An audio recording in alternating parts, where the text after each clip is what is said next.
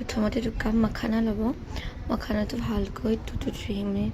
dry roast কৰি ল'ব তেতিয়া দিব মাখানাটো কুৰকুৰা হৈ গৈছে তাৰপিছত এখন প্লেটত ঢালি ল'ব আকৌ 1 কাপ মান ওটছ ল'ব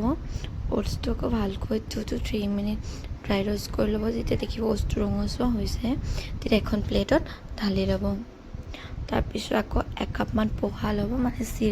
চিৰাটো আকৌ 2 to 3 মিনিট ভালকৈ ড্ৰাই ৰোষ্ট কৰি ল'ব যেতিয়া দেখিব অলপ ৰঙচুৱা হৈছে তাৰপিছত আকৌ এখন প্লেটত ঢালি ল'ব তাৰপিছত এখন কেৰাহীত অকণমান ঘি এড কৰিব ঘি এড কৰি হাফ কাপ মান কাজু আৰু আলমণ্ডছ বাদাম দি পিনে 2 to 3 মিনিট ড্ৰাই ৰোষ্ট কৰি ল'ব ড্ৰাই ৰোষ্ট হৈ যাব তাৰপিছত এখন প্লেটত ঢালি ল'ব তাৰপিছত গোটেইখিনি মিক্স কৰি এখন মিক্সিং জাৰত স্মুথ পাউডাৰ বনাই ল'ব যেতিয়া স্মুথ পাউডাৰখিনি হৈ যাব তেতিয়া এখন চাকনি সহায়ত গোটেইখিনি চাকি ল'ব চকা হৈ যোৱাৰ পাছত গোটেই পাউডাৰখিনি এটা এয়াৰটাইট কণ্টেইনাৰ জাৰত ষ্ট'ৰ কৰি ল'ব তাৰপিছত গৰম পানীত 2 চামুচমান ফৰ্মুলা মিল্ক দি পিনে মিক্স কৰি ল'ব মিক্স কৰাৰ পাছত